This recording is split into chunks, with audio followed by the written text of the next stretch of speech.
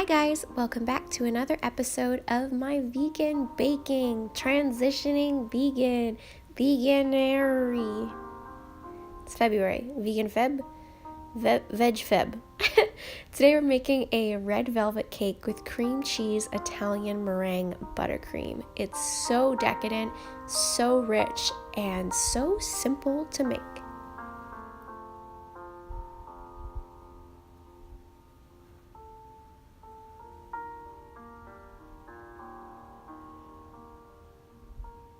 So starting out with our dry ingredients, in a large mixing bowl we're going to combine together 6 cups of flour, 4 cups of granulated sugar, half a cup of cocoa powder, 1 tablespoon plus 1 teaspoon of baking soda, and 2 teaspoons of salt.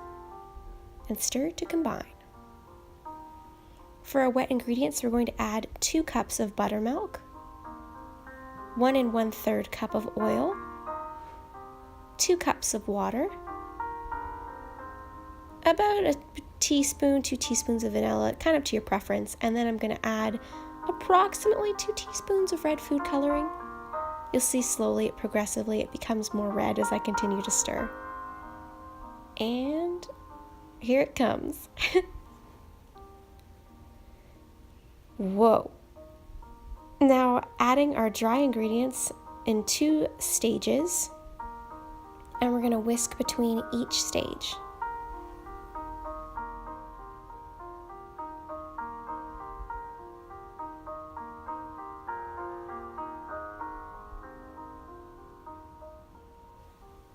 And here we're going to add in our second amount of dry ingredients and whisk together. Once it's mostly incorporated, I switch over to a spatula to fold the ingredients together to avoid overmixing the batter.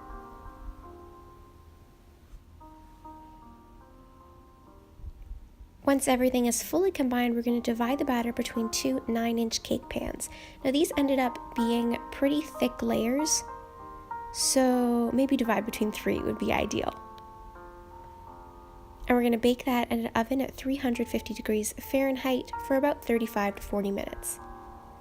Now moving on to our buttercream, we're going to take some reduced aquafaba. So here I have 3/4 of a cup that was reduced from originally 1 1/2 of a cup. And I'm going to whisk on low speed until we start to see some bubbles. And once it gets a little bit frothy, we're going to hit the speed up a couple notches, and it's going to take us into a soft peak stage. Now while this is happening in a saucepan over medium-high heat, we're going to combine 2 cups of granulated sugar with 3/4 of a cup of water and let that come to a boil until it reaches approximately 240 degrees Fahrenheit.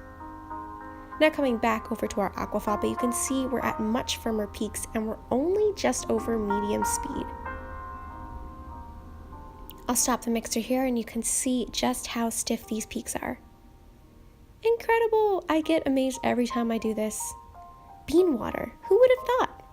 Now, as you can see, our sugar syrup is coming up to a boil. It's very dangerous at this point. It's very hot, so be very careful as you pour it into your standing mixer. So once it's up to temperature, we're going to take it over, and with our mixer on medium-low speed, we're slowly going to combine our sugar syrup. And we're going to continue whisking until the meringue, comes to room temperature.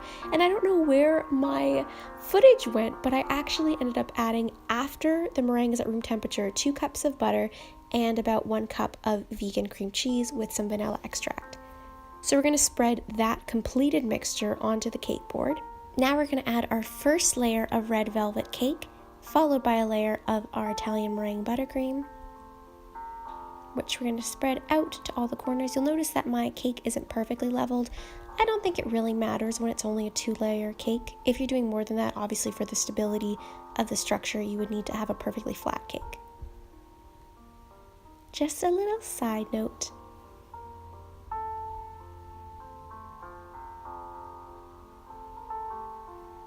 So for our next layer of cake, we're going to invert it so the top becomes the bottom. And now I'm going to take a piece of paper that I've cut into the shape of a 9-inch heart, and I'm just going to use that to carve out a heart shape from my circle cake. So you want to be very careful at this section If you happened to slightly over bake your cake, doing this sawing motion will actually rip off way more cake than you intend to. So you want to be gentle, slow with your cake. And if you find that it's too stiff, you want to go in an up-down motion rather than a side-to-side motion. You can see that I'm being very gentle, and this is actually sped up footage. This isn't how fast I was cutting. I was being very slow.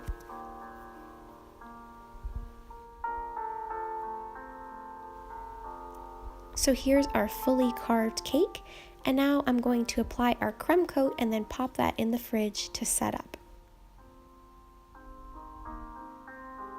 So crumb coating isn't always essential, but because I've carved this cake, much more of the internal crumb is exposed, and it makes it very likely that the crumbs would be caught in my layer of frosting if this was my final coat. That's why we're doing this crumb coat today, but in not all instances you have to.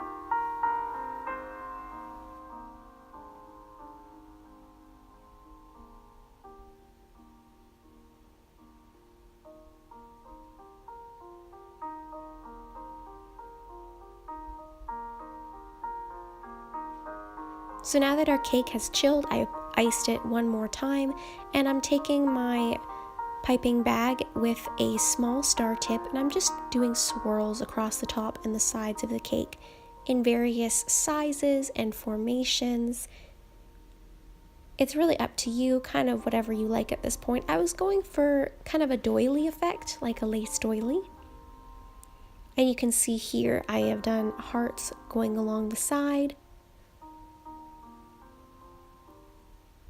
And now I've changed my tip to a small circle tip, and I'm going in between, and I'm making little squiggles in between my swirls, and I'm also going to go back on my heart border and add some additional detailing in between.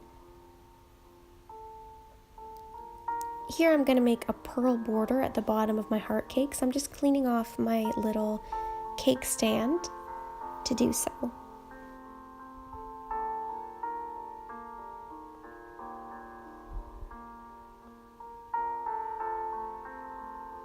Now I'm making my buttercream roses, and I'm so disappointed at this part because this is actually some of the best buttercream roses I've ever made, and I try to get on camera. You can see right there, and that's it.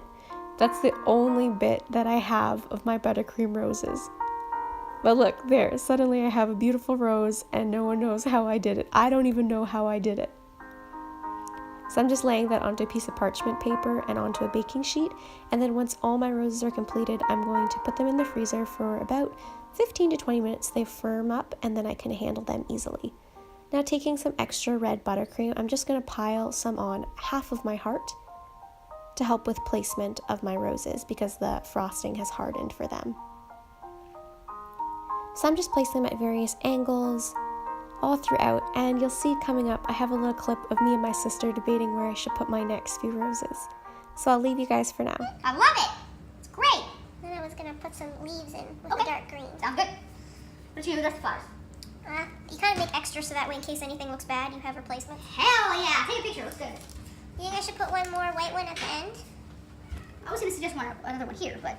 What, a red one should go there. Okay, so put a white one there. Yeah, sure, put a white one there and then put a Should red I put a white one there? Yeah, because there's a bunch of red. I know, but should I put one here at all? So Yeah. You like that? Yeah. You like that? You like that?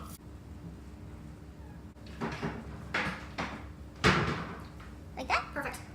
Sure? Yeah. Because does it kind of hide the... No. Like on the angle or flat? Okay, that's the angle. Show me flat. Flat would be like that. Angle. That's what I thought. You just did it. No, it's not difficult. It's just timing that you gotta get right. Otherwise, you Yep. end up with a really grody leaf. Perfect.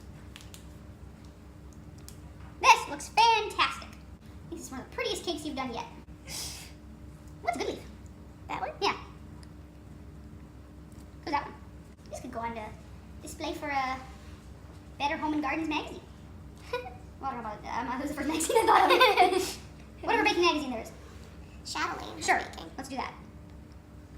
Well, Better Home and Gardens. So, home, I guess. And garden. Yeah, and garden with the roses, yeah. Alright guys, so I hope you enjoyed that video today. Thanks so much for watching. If you like this video, please sure to give it a thumbs up and subscribe if you have not already. One of the things that's always bothered me about vegan baking is that people don't really put much effort into presentation. They kind of just like, oh, I made a cake, slap some icing on it, and we're good to go. And I mean, of course it's going to taste amazing, but why not try and make something look pretty? Why not try and entice people who aren't vegan? It's a great way to share and bond and just learn more about the vegan experience. Alright guys, thanks so much for watching, and I'll see you next time.